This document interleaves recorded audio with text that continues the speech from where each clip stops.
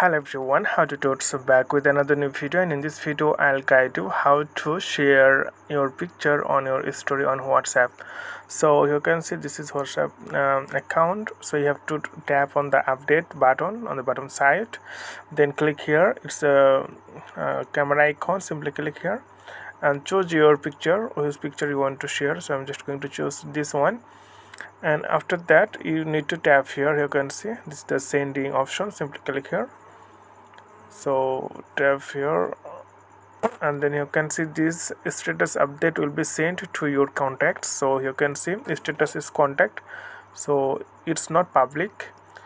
So simply click on the send, and you can see it's successfully added. So if you click here, then you can see no one see it, and if you just long press on your picture, then it will be stable.